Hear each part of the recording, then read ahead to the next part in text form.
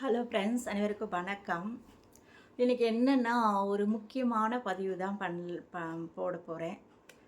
எனக்கு தோணினது, என் மனசில் உள்ளது, என்னோட கருத்து தான் நான் சொல்ல போகிறேன்.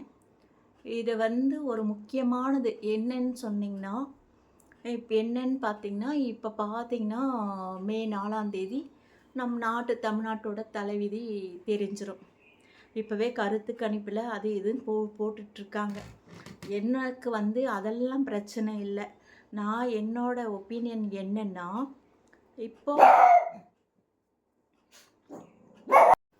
இப்போது தொண்டர்கள் இருக்காங்க இல்லையா, தீவிர தொண்டர்கள் ஒவ்வொரு கட்சியிலையும் ரொம்ப தீவிரமாக இருப்பாங்க.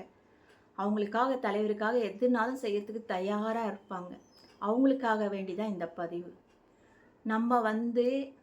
நம்ம ஒரு நல்ல தலைவரை தேர்ந்தெடுக்கிறது பொறுப்பு, கடமை நமக்கு இருக்குது, இல்லைன்னு சொல்லலை. அதை விட இன்னொன்று, நம்ம குடும்பம் இருக்குது, நம்ம குழந்தை, அம்மா அப்பா, பொண்டாட்டி, பிள்ளைங்கள்லாம் இருக்காங்க. அவங்கள நாம் நினைக்கணும். புரியுதுங்களா? ஏன் இதை சொல்கிறேன்னா, தேர்தல் முடிவு எப்படி ஒன்றாலும் வரலாம்.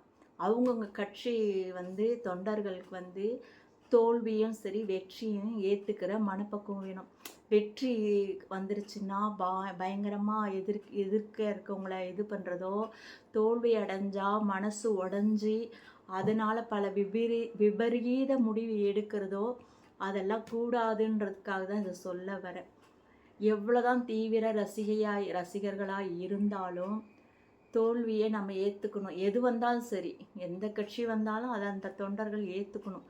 அவங்களுக்காக பயங்கரமான முடிவெல்லாம் எடுக்கக்கூடவே கூடாது. அதுதான் என்னோட முடிவு. நம்ம ஃபேமிலி இருக்குது, அம்மா அப்பா நம்மளை நம்பி இருக்காங்க, நம்ம பொண்டாட்டி பிள்ளைங்க இருக்காங்க, நம்ம உணரணும், தெரிஞ்சுக்கணும். அவங்கெல்லாம் அவங்க தோற்று போயிட்டாவே அவங்க எதுவுமே பண்ணிக்க மாட்டாங்க. அவங்க ஜாலியாக எடுத்துகிட்டு போயிடுவாங்க. அடுத்த டைம் பார்த்துக்கலான்னு போயிடுவாங்க. ஆனால் அந்த தொண்டர்கள் இருக்காங்க பார்த்தீங்கன்னா, அந்த ரசிகர்கள்லாம் அவங்க பண்ணுறது தான் பெரிய பாதிப்பை ஏற்படுத்துது. அதை நம்ம அந்த மாதிரி நடந்துக்கக்கூடாது. நான் என்ன சொல்கிறேன்னா, இப்போ ரசிகை பெண் பிள்ளைங்களாம் நிறைய தீவிரமாக இருக்காங்க.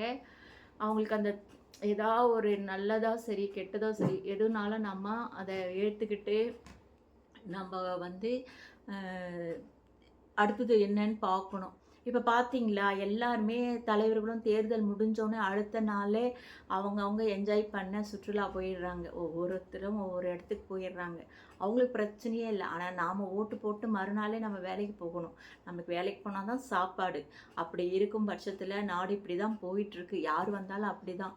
நம்ம ஏணி வச்சு ஏற்றி விட்டோம்னு வச்சுக்கோங்களேன், அவங்க அடுத்த நாளே அவங்களுக்கு 10 பேர் செக்யூரிட்டி போவாங்க. அவங்க பின்னாடி எல்லாம் ஓடுவாங்க. நாம் தான் வேடிக்கை பார்க்கணும். சரிங்களா? அந்த மாதிரி தான் எந்த தலைவர்கள் வந்தாலுமே. அதனால தான் சொல்கிறேன், மே 4 தேதி அன்னைக்கு எதுவாக இருந்தாலும் அவங்கவுங்க குழந்தைங்கள பாதுகாப்பாக இப்போவே அவங்களுக்கு பக்குவத்தை சொல்லுங்கள்.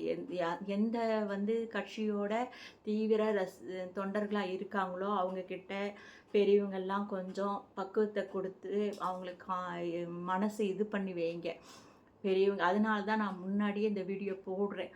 அது எந்த கட்சி வந்தாலும் சரி, அது அவங்களுக்கு பாதிப்பு ஏற்படுத்துகிற கட்சி வந்திருந்ததுன்னா அவங்கள நீங்கள் தான் முன்னாடியே ரெடி பண்ணி வைக்கணும். பாதுகாப்பாக வச்சுக்கோங்க. யார் வந்தாலும் நம்ம உழைச்சாதான் நமக்கு சாப்பாடு. நாட்டுக்கு ஏதாவது நல்லது பண்ணுறாங்களா, அது போதும் நமக்கு. அதனோட நம்ம ஒரு நாட்டுக்கு பண்ணும்போதே நம்ம குடும்பத்துக்கும், இப்போ வரி கம்மி பண்ணாங்கன்னா அது நம்ம குடும்பத்துக்கு தான். அது தண்ணி வரி, வீட்டு வரி, கரண்ட்டு வரி இதெல்லாம் நமக்கு கம்மி ஆகலைனாலும் பரவாயில்ல, அதிகமாக ஆகாமல் இருந்தால் போதும். நமக்கு கேஸ் தட்டுப்பாடு இல்லாமல் கிடைச்சா போதும். இதெல்லாமே இருந்தாவே நம்ம குடும்பத்துக்கு நமக்கு போதும். மீதி நம்ம உழைச்சி தான் சாப்பிடணும். அதனால் எல்லாரும் நான் இந்த பதிவில் என்ன சொல்கிறேன்னா, வெற்றி தோல்வி எது இருந்தாலும் மனசு பக்குவத்தோடு ஏற்றுக்கிட்டு அடுத்தது என்னன்னு பாருங்கள். யாரும் எதுக்காகவும் எந்த ஒரு தவறான முடிவுகளையும் இது பண்ணிக்காதீங்க. நமக்கு குடும்பம் இருக்குது, நம்ம அம்மா அப்பா நம்ம குழந்தைங்கள்லாம் நம்மளை சார்ந்து இருக்காங்க. நமக்கு நாம தான், நம்ம குடும்பத்துக்கு நாம தான். அதை முதல்ல புரிஞ்சுக்குங்க. எதுவுமே மாறிடும். ஆனால் ஒன்று போச்சுன்னா அது வர்றதுக்கு ரொம்ப கஷ்டம். வராது. கஷ்டன்றதை விட வரவே வராது.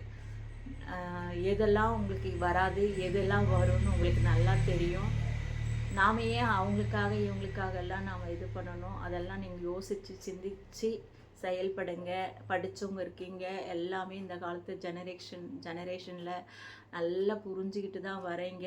அதனால் எல்லோரும் நல்லா இருக்கணும், யாரும் எந்த ஒரு இதுலேயும் இல்லாமல் இருக்கணுன்றது தான் என்னோடய ஆசை. அதுக்காக தான் என்னோடய சொந்த கருத்தை நான் வெளியிடுறேன்.